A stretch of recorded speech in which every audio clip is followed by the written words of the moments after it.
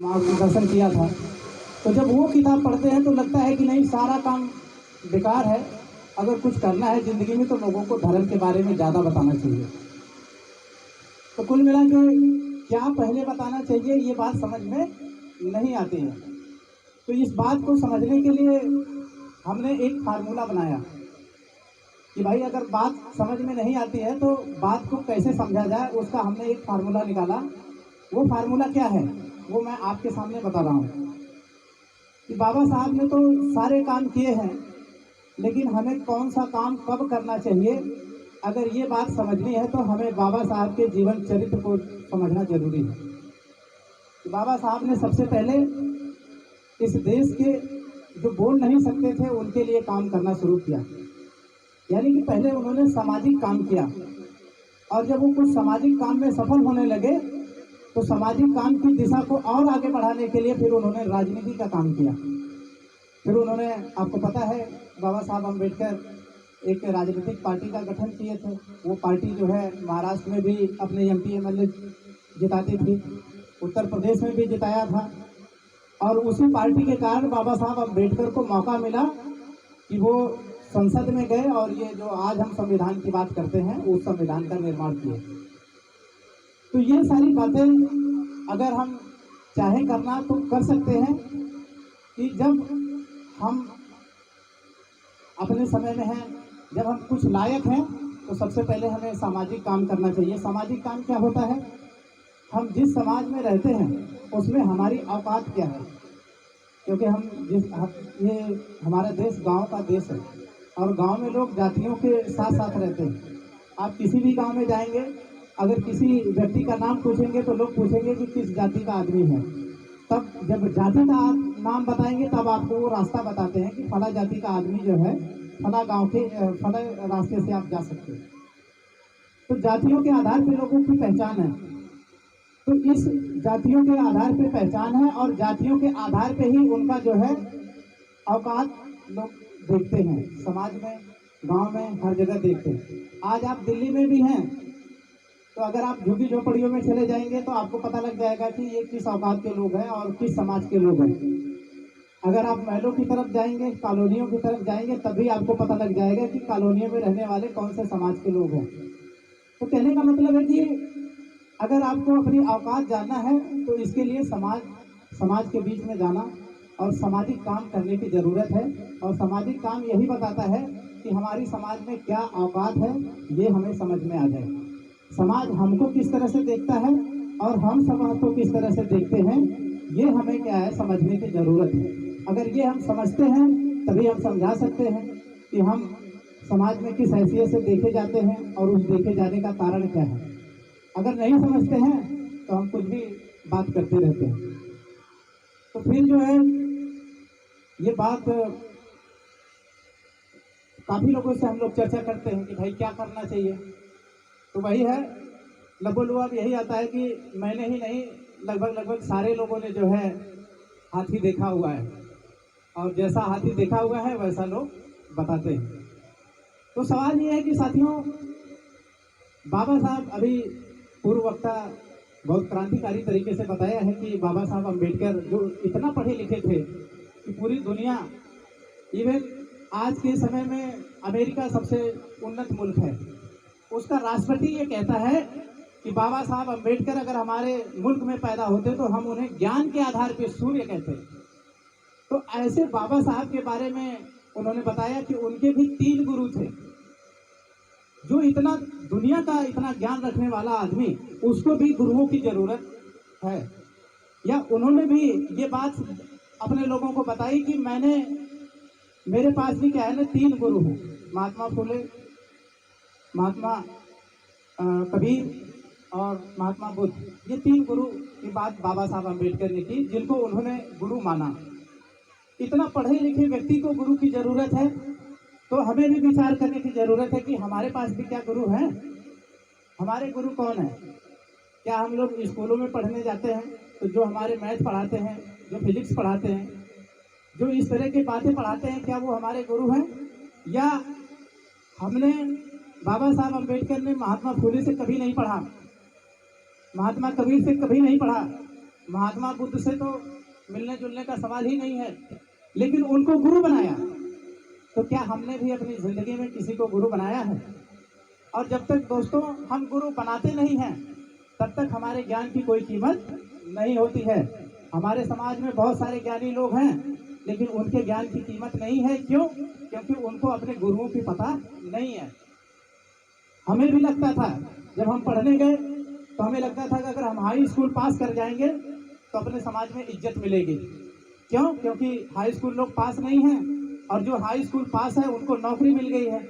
तो अगर हम हाई स्कूल पास कर जाएंगे तो हमारे पास भी हाई स्कूल का ज्ञान हो जाएगा और हमें समाज में इज्जत मिलेगी। फिर हमें लगा कि यार हाई स्कूल वालों की उतनी इज्जत नहीं है जितनी कि इंटर पास वालों की है। फिर हमने इंटर भी पास कर लिया। फिर हमें लगा कि नहीं, इंटर के अलावा भी कुछ पास करने की जरूरत है। फिर हमने ग्रेजुएशन भी कर लिया। फिर हमने सोचा भाई ग्रेजुएशन वालों की भी उतनी इज्जत नहीं है, तो पोस्ट ग्रेजुएशन वालों की ज़्यादा इज्जत है। हमने पोस्ट ग्रेजुएशन भी कर लिया। साथियों, मैं अपनी हालत बता रहा हूँ। मैं पोस्ट ग्रेजुएशन कर लिया तो मुझे मेरे अंदर ईगो डेवलप हुआ, आत्मसम्मान नहीं डेवलप हुआ। क्या डेवलप हुआ? ईगो डेवलप हुआ। और ये ईगो आत्मसम्मान में कब बदला? जब मुझे गुरु की पहचान हुई, जब मैंने एक गुरु बनाया। वो मेरे गुरु आज हमारे साथ ही हैं। उन्होंने हमारी जो ये नज़र है, जो नज़र देखती है, इस नज़र को बदला। और आज मैं ये कह सकता हूँ कि जो कुदरत ने हमें दो आंखें दी है, इससे ज़्यादा कई कीमती आंखें हमें गुरु देता है, जिसको हम तीसरी आंख बोलते हैं। और अगर आपके पास गुरु है, तभी आप समझ सकते हैं कि बाबा साहब अम्बेडकर ने वो खजाना क्या संविधान में रखा हुआ है, जिसको बार बार लोग आवाज़ देते हैं कि संविधान हमारे लिए बहुत कीमती है। तो संविधान में क्या कीमती है? संविधान में जो बातें लिखी गई हैं इस देश के सबके लिए लिखी गई हैं। समानता की बात लिखी गई है। कौन सा व्यक्ति है जो इस देश में असमानता चाहता है? आप किसी भी व्यक्ति से पूछ लें कि क्या आप चाहते हो कि आपके साथ भेदभाव किया जाए? वो किसी भी जाति का आदमी हो, किसी भी क्षेत्र का आदमी हो, वो बोलेगा नहीं भाई, हम तो समानता का इस बात चाहते हैं कि हर आदमी को समानता के आधार पर देखा जाए। तो ये बात बाबा साहब ने सबके लिए लिखी है संविधान में। हर आदमी को बिजनेस व्यापार करना होता है अपनी उन्नति के लिए, तो ये सबके लिए लिखा हुआ है बाबा साहब ने। तो ऐसी कौन सी बात है जो हम संविधान को लेके इतना भावुक हो जाते हैं कि नहीं, बाबा साहब के संविधान पे अगर कोई कुछ बात करता है तो हमारे कान खड़े हो जाते हैं कि भाई संविधान को लागू करने की बात कर रहा है या संविधान को मिटाने की बात कर रहा है। हमारे दिमाग में ये सवाल आते हैं। और आज मैं थोड़ा सा इस पर बात भी करता हूँ आपसे, ये इसलिए कि क्या है कि दो बातें होती हैं, एक होती है इम्पॉर्टेंट और एक होती है अर्जेंट। बाबा साहब अम्बेडकर ने जो कुछ भी कहा है वो हमारे लिए क्या है, बहुत जरूरी है। बिना उसके हमारी जिंदगी बदल नहीं सकती। लेकिन वर्तमान में क्या हो रहा है, उसके लिए हमें क्या करना है, इसके लिए हमें विचार करने की बहुत ज़्यादा ज़रूरत है। आप जब भी टीवी देखते हैं, आप जब भी अखबार पढ़ते हैं, आप जब भी कहीं सभा में जाते हैं, तो आजकल एक बात आपके सामने रखी जाती है कि आज संविधान बदलने का खतरा मंडरा रहा है। कुछ ऐसे लोग आपको समय समय पे बोल रहे हैं कि अगर हम इस बार सत्ता में आए तो हम इस संविधान को क्या है, बदल देंगे।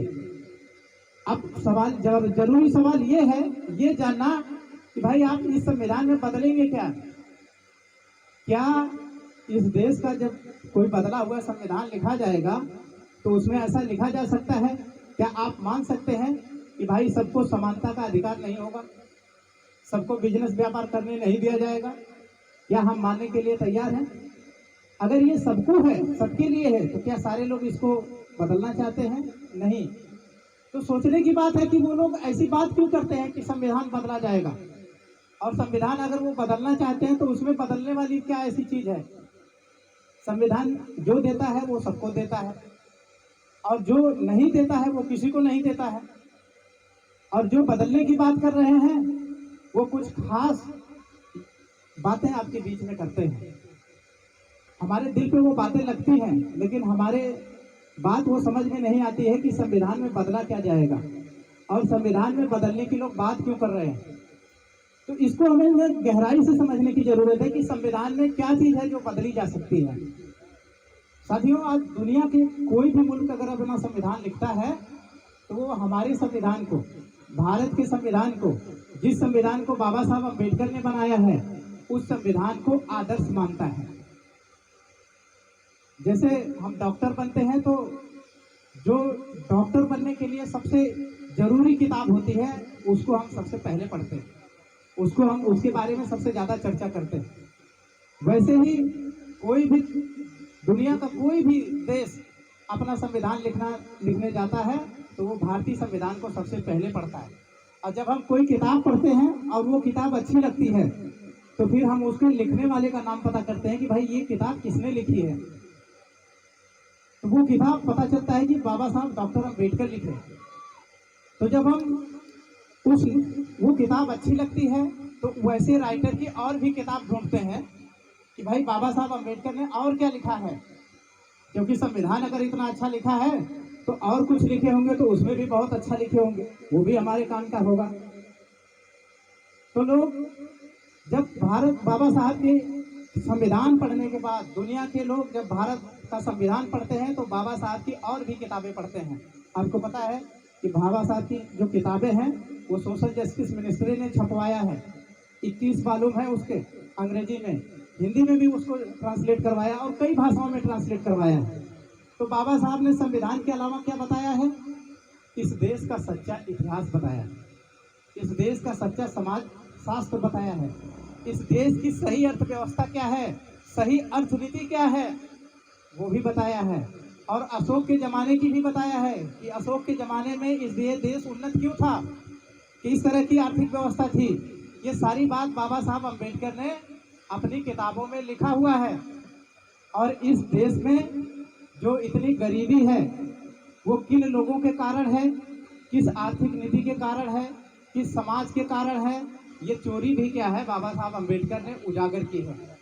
बाबा साहब अम्बेडकर ने एक किताब लिखी है, what Congress and Gandhi have done to the untouchables, कि गांधी और कांग्रेस ने अछूतों के लिए क्या किया है, इस सवाल के साथ एक किताब लिखी है। जब वो किताब दुनिया के लोग पढ़ते हैं तो उनको समझ में आता है कि भारत में ऐसे लोग भी हैं जो अपने ही देश के लोगों को, जो मेहनत मजदूरी करते हैं, जो ईमानदारी से रहते हैं, जो पंचशील का पालन करते हैं, उनके खिलाफ इतना बड़ा षड्यंत्र करते हैं। तो ये ठीक लोग नहीं है। तो जब ये जानकारी होती है, किसके माध्यम से होती है ये जानकारी पूरी दुनिया में? ये बाबा साहब अम्बेडकर के लिखे संविधान के कारण होती है। तो लोगों को ये बात समझ में आती है कि हमें भारत के बारे में और कुछ जानने की जरूरत है। अगर आप बाबा साहब के बाद अगर किसी की बात पढ़ेंगे तो महात्मा फुले की बात आपको पढ़ने को मिलेगी कि सच्चा इतिहास क्या लिखा गया है। तो महात्मा फुले साहब ने वो इतिहास लिखा है। तो इस देश की जो वास्तविक तस्वीर है दुनिया के सामने क्या है, जो हकीकत है वो चली जाती है। तो जो लोग इस देश में धोखा करते हैं, जो इस देश के साथ जुर्म ज्यादती करते हैं, जो इस देश के खिलाफ काम करते हैं, वो लोग जब इस देश से बाहर जाते हैं तो उनकी चोरी भी पकड़ी जाती है। तो वो लोग इस बात से परेशान हैं कि भाई जो चोरी हमारी हजारों सालों तक पकड़ी नहीं गई, आज वो दुनिया के लोग हमारी चोरी पकड़ रहे हैं। तो उन्होंने इसका पता लगाया कि ये चोरी पकड़ी क्यों जा रही है। तो उनको समझ में आया कि ये भारतीय जो संविधान है, इसमें जो बाबा साहब का नाम जुड़ा है, इसके कारण ही हमारी चोरी क्या है, पकड़ी जा रही है। तो अब वो लोग संविधान के खिलाफ तो बोल नहीं सकते, इसलिए उन्होंने आपको तमाम तरह के कुतर्कों के माध्यम से आपके दिमागों को बदलने की कोशिश की है कि ये संविधान पुराना हो गया है, हमने इस संविधान में फला फला देशों से फला फला चीज़ें ली है, हमारी अपनी चीज़ें होनी चाहिए। ये सब बातें आपको बता के आपको ये कहलवाना चाहते हैं कि आज ये संविधान बदलने की ज़रूरत है। वो ये नहीं बताते हैं कि उस संविधान में क्या हटाने की ज़रूरत है। उनको इस संविधान से दिक्कत नहीं है। ये संविधान आपको पता है आज तक 150 के करीब संशोधन हुए हैं। तो क्या ये संविधान में जो 150 संशोधन हुए हैं वो संविधान लागू करने के लिए हुए हैं या उसको लागू करने से रोकने के लिए ये संशोधन किए गए हैं? तो ये संविधान, जैसा कि बाबा साहब ने कहा कि संविधान कितना भी अच्छा हो, बुरा साबित होगा अगर उसको लागू करने वाले उससे सहमत नहीं है। तो ये संविधान आज भी अपने मूल रूप में लागू नहीं है। इसलिए लोग क्या चाहते हैं, अगर ये संविधान मूल रूप में लागू होगा तो यहाँ जो लोग, आप देखिए पिछले 20 सालों का, पिछले 30 सालों का आप अपना इतिहास देखिए कि जो लोग मजदूरी करते थे, आज 30 सालों में उन्होंने संघर्ष किया है, आज वो महलों तक पहुंचे हैं, उनके पास अच्छी गाड़ियां आई हैं, उनके पास अच्छे घर आए हैं, उनका समाज में वहदा बढ़ा है। ये संविधान के कारण हुआ है। और वो संविधान जिसको अनमने मन से थोड़ा बहुत लागू किया गया है, कभी लागू किया गया, कभी रोका गया है। तो लोगों को ये पता है कि अगर इस संविधान से किसी तरह बाबा साहब का नाम हटा दिया जाए, अगर कोई दूसरा संविधान लागू किया जाएगा तो बाबा साहब का नाम उस संविधान से क्या है, हट जाएगा। इसलिए लोग आपके सामने बात करते हैं कि संविधान बदलने की जरूरत है। संविधान बदलने की जरूरत नहीं है। संविधान से जो बाबा साहब का नाम जुड़ा है वो नाम वो बदलना चाहते हैं, वो नाम हटाना चाहते हैं, ताकि वो नाम हट जाएगा तो फिर भारत की जो उनकी चोरी है वो चोरी पूरी दुनिया को पता नहीं चलेगी। तो आपको ये बात समझनी है कि इस संविधान में ये क्या बदलना चाहते हैं। दूसरी बात, हम लोग बार बार परेशान होते हैं कि यार संविधान बदल जाएगा, संविधान बदल जाएगा तो क्या हो जाएगा। चलो मैं कह देता हूँ, अगर संविधान बदल भी जाए तो आप पे क्या फर्क पड़ेगा। और संविधान में कौन सी ऐसी बात है जो बदल दिया जाए तो ये सारा संविधान, एक आर्टिकल अगर निकाल दिया जाए तो ये सारा संविधान आपके किसी काम का नहीं है। वो एक आर्टिकल कौन सी है जिसको अगर संविधान से निकाल दिया जाए तो फिर ये संविधान क्या है, आपको कोई भी फायदा नहीं दे सकता। और सारा संविधान बदल दिया जाए, सारे परिवर्तन कर लिए जाएं, अगर वो एक आर्टिकल संविधान में सुरक्षित है तो आप इस संविधान को हमेशा सुरक्षित मान सकते हो। वो कौन सा अनुच्छेद है, वो कौन सी आर्टिकल है, वो हम, क्योंकि हम लोग बाबा साहब का नाम लेते हैं, बाबा साहब के मूर्ति लगाते हैं, लेकिन बाबा साहब के विचारों को कभी खंगालने की कोशिश नहीं करते हैं। बाबा साहब अम्बेडकर ने जो बात कही है उस बात पे हम अमल नहीं करते हैं। बाबा साहब अम्बेडकर के ही कारण इस देश में आज सबको वोट देने का अधिकार है। आपको पता है कि वोट देने के ऊपर कांग्रेस का जो मत था वो बहुत अलग था, वो ऐसा मत बाबा साहब का नहीं था। बाबा साहब 1932 में, 1932 आज से लगभग 200 साल होने वाले हैं, 100 साल होने वाले हैं, 100 से ऊपर साल। तो बाबा साहब उस समय क्या दलील दे रहे थे कि हर कोई व्यक्ति जो 18 साल 21 साल का हो जाता है उसको वोट देने का अधिकार होना चाहिए। लेकिन इस बात को कौन लोग नहीं मान रहे थे, कांग्रेस और गांधी नहीं मान रहे थे। ये लोग क्या कह रहे थे कि वोट का अधिकार जो लोग टैक्स देते हैं उनको होना चाहिए।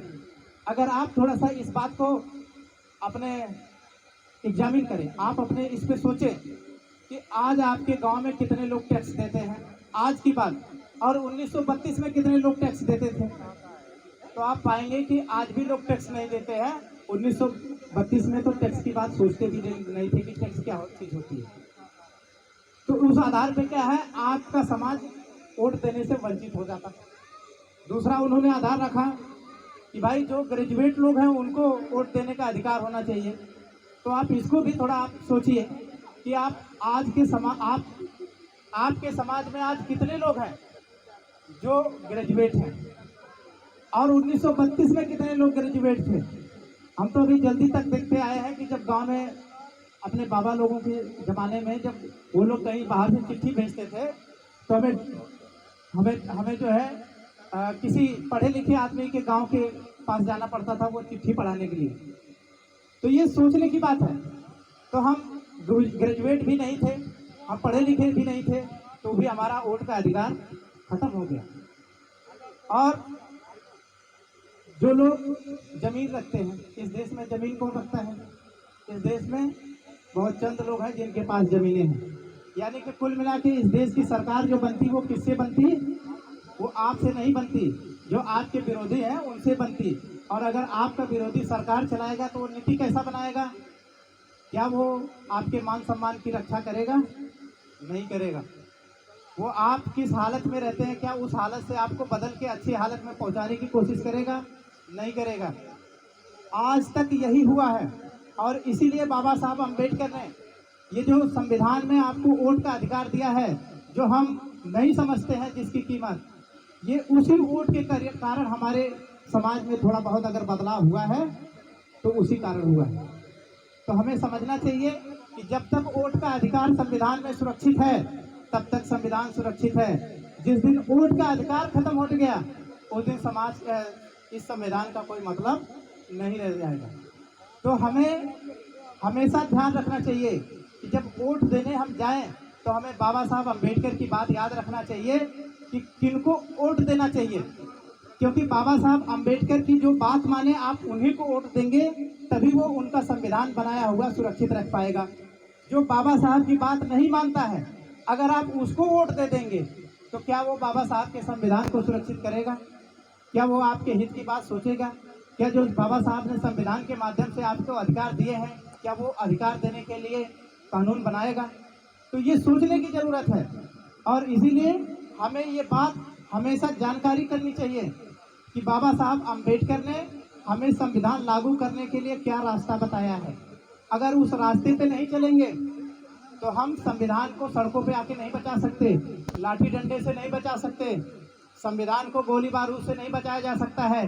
संविधान हमारे समाज का विचार है और इस विचार को बचाने के लिए हमें विचार को ज़्यादा से ज़्यादा लोगों के बीच में ले जाना पड़ेगा।